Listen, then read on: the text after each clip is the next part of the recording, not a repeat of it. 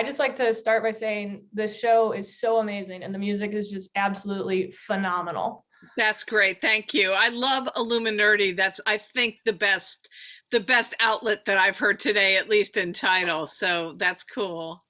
I appreciate your thoughts. I really, really do. How do you approach each episode with them all being kind of like a mini movie with a different genre? I think that's how you approach it. You know, they are mini movies in a different genre. So, you know, the trick of this one is to figure out how are you addressing the genre? How are you going to lean into the genre? And then how are you going to reference the movie, or are you going to reference the movie? And those are the kind of the decisions that are made for each and every episode. Yeah, and you get to kind of play with these already established Marvel themes, which is very, very cool. How much freedom did you have in making some of the changes that you do? I think I had total freedom. I mean, there were certain things that were obvious, like Captain America appears, you want to hear his theme. Guardians of the Galaxy, you want to hear that theme. For, you know, for a lot of the Wakanda stuff, you want to hear Killmonger, you want to hear a Killmonger theme. And I mean, that's, you want to give people that. You know, you don't want to deny them that. And that's part of what makes Marvel movies fun and why score has such a significant function. However, we're not remaking Black Panther, and we're not remaking Guardians of the Galaxy, nor are we redoing Captain America or Doctor Strange. So then the question is, well, what are we doing? And how do things evolve to really match what we're doing? Yeah, can you talk about like kind of the inspiration of the Watchers theme? Because that's like the newest one that we've really seen, that we consistently see through the show. It is indeed. You know, I thought a lot about that theme, and I definitely knew that the Watcher was going to be around.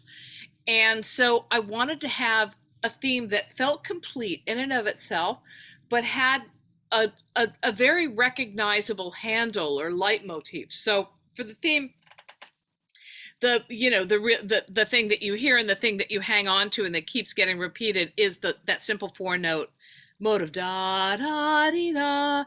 I started out thinking a lot about mysterious music, and so I thought about, you know, Twilight Zone, obviously, and but I also wanted the piece to have a lot of energy and a lot of possibilities to go any which way that the show might go. Some ways I knew about, some ways I didn't. So, you know, you want it to be mysterious, but you also want it to have pulse and energy. So, you know, the whole opening are these kind of, we threw glass down on our front porch and recorded it, and then we reverse the glass, so when you see those kind of cracking images and you know the images of these multiverses opening up, you've got actual cracked glass and being processed and manipulated in various ways. Underneath that is you know, kind of this undulating string music. Then of course the horn and my voice secretly tucked behind it sing the main theme. And then at the end comes a choir with lyrics that are that I may reveal someday. I think I might reveal them soon, not quite yet, but that are really relevant for the show. And that's kind of the driving thing that takes it into, you know, this is going to be mysterious, but it's also going to be an adventure. It's also going to have action in it. And so we really wanted, within the space of a minute, to tell you all that information. Well, you definitely pull it off. I love it. Thanks. The glass shattering is such a cool little thing to know. Can you talk a little bit about the process behind combining like T'Challa and Star-Lord's music, or the Guardians of the Galaxy music? Yeah. You know, it's interesting because one of the things that's been really fun has been kind of breaking down what makes a lot of this music work, and what I want to retain and what is not useful for our show. With that particular combination, Ludwig Göransson did such a great job of having kind of these outside orchestral sounds incorporated in the score. So you've got like an 808 doo, doo, doo, doo, for the Killmonger stuff. You've got, you know, talking drums. You've got chanting. You've got that flute with the voice kind of attached to it. So I used those elements, and we were able to get those elements from Black Panther. And then I used the more traditional orchestral music of Guardians of the Galaxy. So that's how you can have those two things kind of mashed together, not by, by doing so much Black Panther theme, but by taking kind of the outside of the Black Panther world and then bringing in the thematic stuff from Guardians. Very cool, because I absolutely love when you hear the like Black Panther theme come in. It's so cool. Yeah. Can you tease any other genres that you used for some of the other episodes, like Marvel Zombies, as inspiration?